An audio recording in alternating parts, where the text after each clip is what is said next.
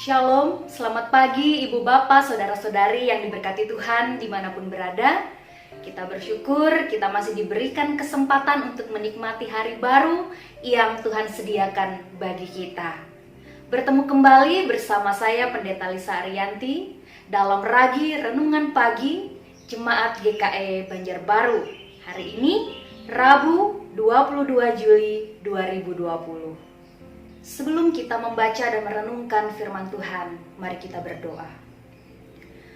Bapa kami dalam nama Tuhan Yesus, terima kasih atas rahmat dan cinta-Mu yang senantiasa nyata kami alami di dalam kehidupan kami.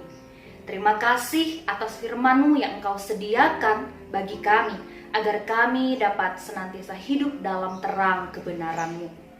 Berilah kami hati yang senantiasa rindu untuk mendengarkan firman-Mu saat ini, esok, dan seterusnya. Dan mampukan kami melakukan firman-Mu dengan pertolongan Roh Kudus. Amin.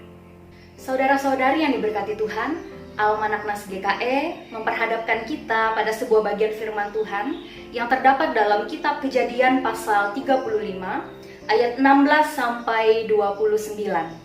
Ada dua judul perikop. Yang pertama yaitu kelahiran Benyamin, Rahel mati. Dan judul perikop yang kedua, anak-anak Yakub, Ishak mati. Bapak Ibu Saudara dapat membacanya dengan lengkap secara pribadi. Dan pada saat ini saya akan membacakan beberapa ayat utama, yaitu ayat 16 sampai 19 dan ayat 27 sampai 29. Dan saya memberikan tema untuk renungan kali ini yaitu melihat dengan kacamata iman. Baik Ibu Bapak Saudara-saudari yang terkasih, saya akan membacakan firman Tuhan bagi kita yang berbunyi demikian. Sesudah itu berangkatlah mereka dari Betel. Ketika mereka tidak berapa jauh lagi dari Efrata, bersalinlah Rahel, dan bersalinnya itu sangat sukar.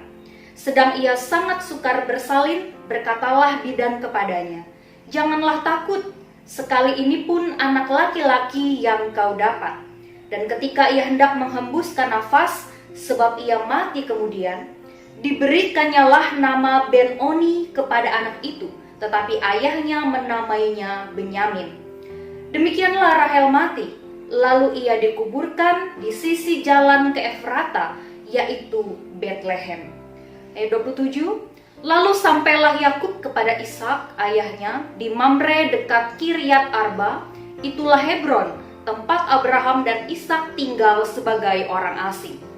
Adapun umur Ishak 180 tahun, lalu meninggallah Ishak, ia mati dan dikumpulkan kepada kaum leluhurnya. Ia tua dan suntuk umur, maka Esau dan Yakub anak-anaknya itu menguburkan dia. Amin. Saudara-saudari yang terkasih, di dalam hidup ini, suka dan duka selalu kita alami. Keduanya datang dan pergi silih berganti, tanpa pamit dan permisi. Yakub pun demikian. Ia pada awalnya begitu berbahagia, karena Rahel istrinya akan melahirkan seorang anak lagi baginya. Namun karena proses persalinan yang sangat sulit, Rahel pun akhirnya meninggal. Alkitab memang tidak menceritakan seperti apa perasaan Yakub pada saat itu. Namun yang pasti saudara, kematian istrinya membuat Yakub sangat sedih. Apalagi kalau kita melihat sejarah ke belakang, Rahel adalah perempuan yang menjadi mahkota hati dan jiwanya. Yakub pun mencoba menghalau kesedihan hatinya. Ia mencoba memusatkan perhatiannya kepada Benyamin, putra yang dikasihinya. Hanya Benyaminlah anak Yakub yang lahir di tanah Kanaan. Artinya, kelahiran Benyamin merupakan salah satu bukti penggenapan janji Allah kepada Yakub. Jadi, hampir tidak ada alasan bagi Yakub untuk terus berkabung dan tidak bergirang hati. Namun kesedihan kembali menghampiri Yakub. Tak lama berselang, Ishak ayahnya pun meninggal dunia. Dan Yakub pun terpukul sekali lagi. Belum lama istri yang dikasihinya meninggalkannya untuk selamanya. Kini ia pun harus kehilangan orang tuanya. Saudara, kita semua pun pasti pernah mengalami duka, penderitaan, kesedihan, kehilangan, dan getirnya kehidupan. Dan pada saat kepahitan itu terjadi dalam hidup kita, apalagi secara beruntun, bisa jadi itu membutakan mata hati kita pada kenyataan betapa banyak berkat Allah yang telah dicurahkan di dalam hidup kita.